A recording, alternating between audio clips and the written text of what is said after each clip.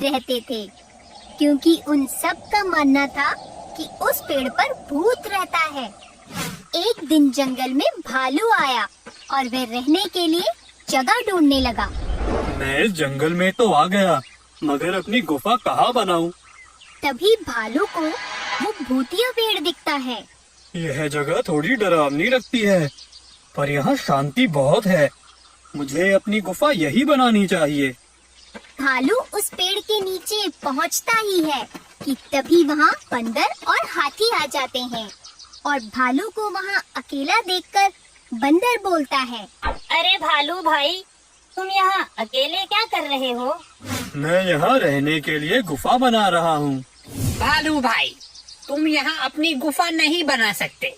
यह जगह सुरक्षित नहीं है। सुरक्षित नहीं है? तुम कहना क्या चाहते हो? हाथी भाई ठीक बोल रहे हैं। इस पेड़ पर तो भूत रहता है।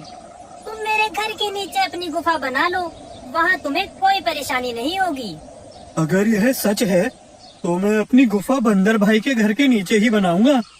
तीनों वहाँ से चले जाते हैं। भालू अपनी गुफा ठीक उसी पेड़ के नीचे बनाता है जिस पेड़ पर बंदर रहता था। भालू निश्चिंत होकर वहाँ रहने लगता है। एक दिन भालू जंगल में घूमने के लिए निकलता है।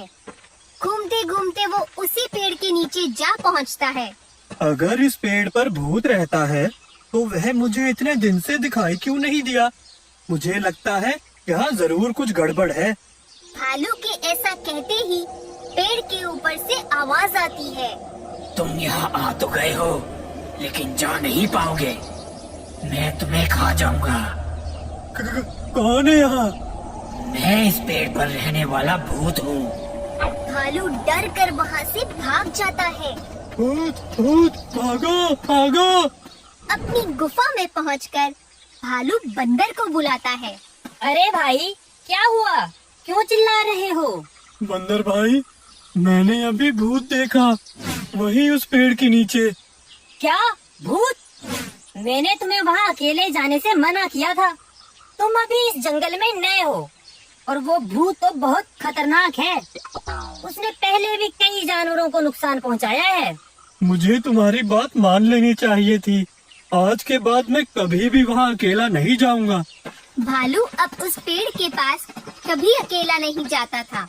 एक दिन भालू को जंगल में एक गोरिल्ला दिखता है। लगता है ये गोरिल्ला जंगल में नया आया है, वरना आज से पहले तो मैंने इसे कभी नहीं देखा। भालू उसके पीछे चल पड़ता है। कुछ दूर जाने के बाद भालू देखता है कि गोरिल्ला उसी पेड़ पर चढ़ जाता है, भूत रहता है। ये देखकर भालू बंदर के पास जाता है। बंदर भाई, मैंने अभी अभी ये गोरिल्ले को भूत वाले पेड़ पर चढ़ते हुए देखा। शायद वह इस जंगल में नया है। पर गोरिल्ला को तो उसकी दुष्टता के कारण काफी समय पहले इस जंगल से निकाल दिया गया था। तो फिर वो जंगल में क्या कर रहा है और उस भूत वाले पेड़ पर क्यों चढ़ गया? क्या वो नहीं जानता कि उस पेड़ पर भूत रहता है? बंदर सोच में पड़ जाता है। वह समझ जाता है कि पेड़ के भूत के पीछे कोई गहरा राज छुपा है।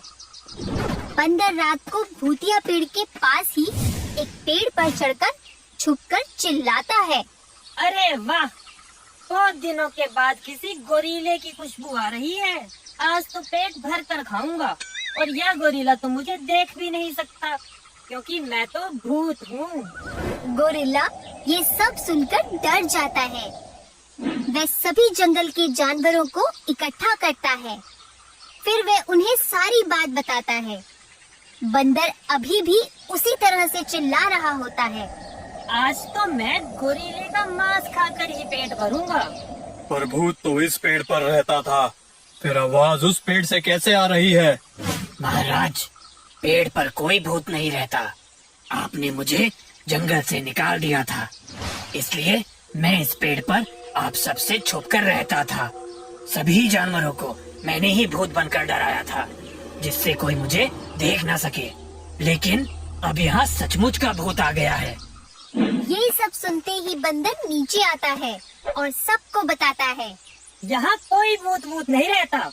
पेड़ पर रहने वाले भूत का सच सामने लाने के लिए ही मैं भूत बनकर इसे डरा रहा था, ठीक वैसे ही जैसे इसने हम सबको डराया था।